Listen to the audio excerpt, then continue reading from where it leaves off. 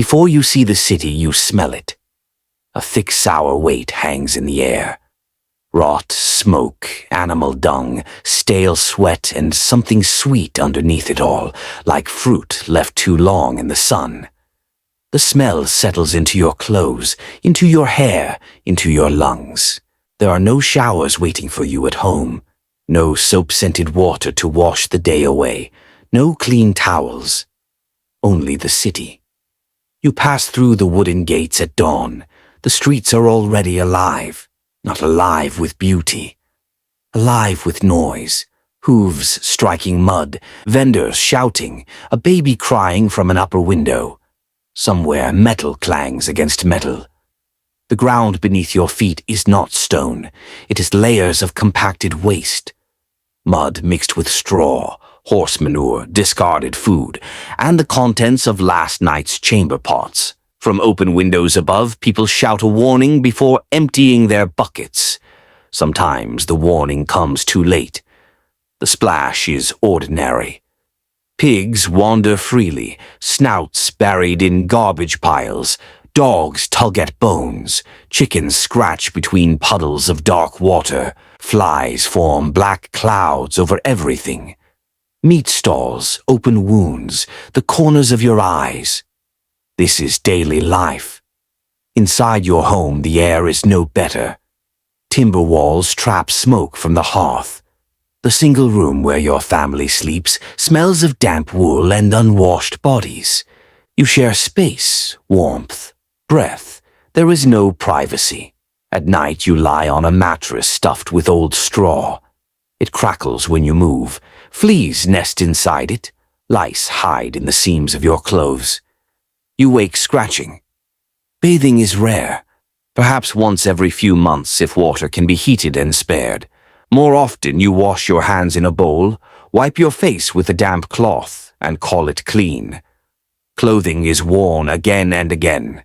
Linen undergarments grow stiff with sweat. Wool absorbs everything. To relieve yourself, you step outside to a shared privy. A wooden seat over a pit.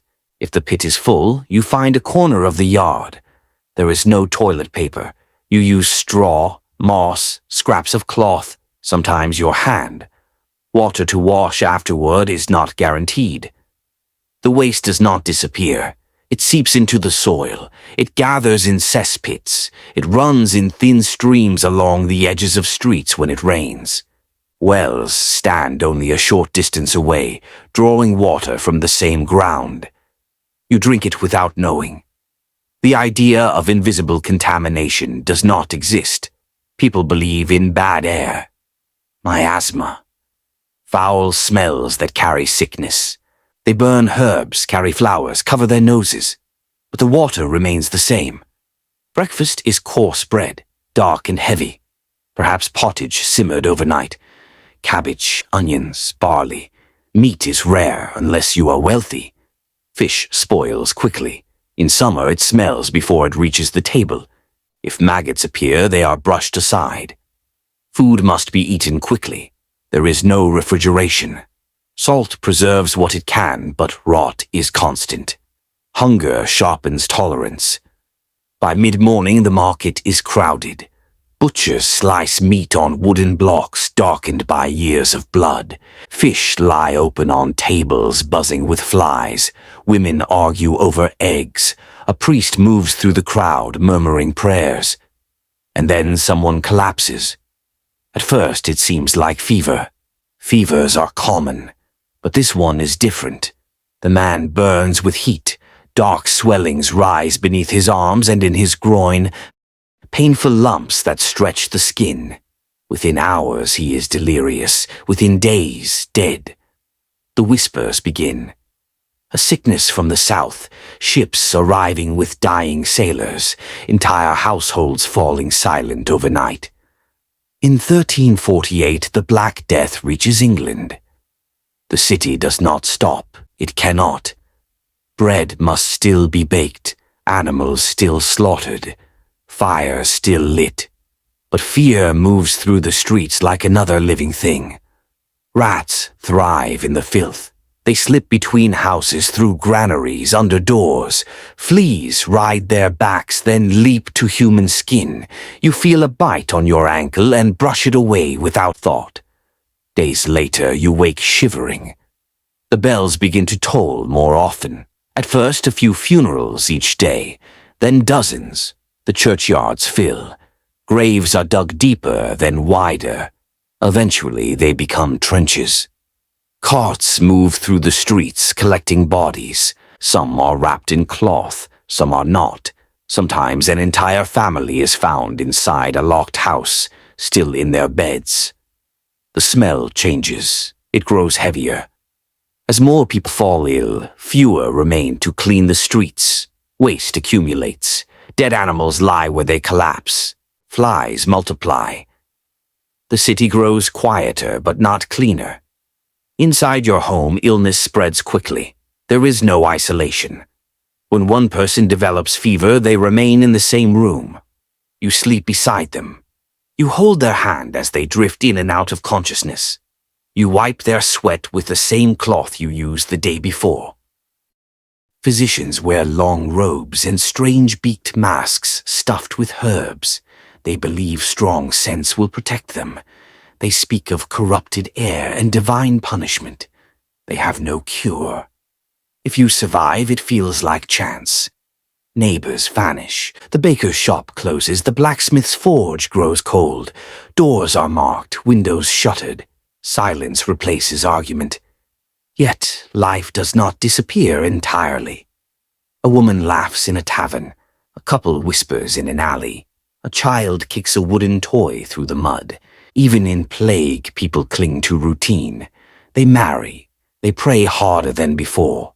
Churches fill with desperate voices. Still, the physical reality remains relentless. No showers to wash away sweat thickened by fear. No clean bedding free of insects. No safe water carried through pipes.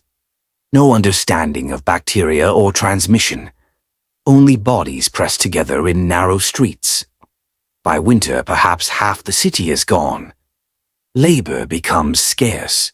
Survivors find themselves suddenly valuable. Wages rise. Social order begins to shift in quiet ways. But sanitation does not change overnight. The cesspits remain. The wells draw from tainted ground. True reform lies centuries ahead. If you stand in London in 1348, you would not see romance. Not shining armor or noble castles. You would see mud clinging to boots, smoke-stained walls, skin marked by bites and boils. You would smell decay before you saw it. Life expectancy is short, childhood is uncertain. A small cut can turn fatal. A fever can erase a family in days. And yet, people endure. They wake before sunrise. They eat coarse bread. They work with raw hands. They bury their dead and return to the market. They live inside a world without showers, without toilet paper, without antibiotics. And they call it ordinary. The plague eventually slows. It never truly disappears, but its first wave passes. The bells toll less often. Markets reopen. Empty houses are claimed by survivors. The filth remains, but so does humanity. In 1348, life is harsh, unsanitary, and shadowed by death. But it is also stubborn. People continue because they must, because survival is instinct, because even in streets thick with waste and fear, there are still moments of warmth. A shared meal, a whispered prayer, a child's small hand gripping yours in the dark. The city smells the same the next morning. And life goes on.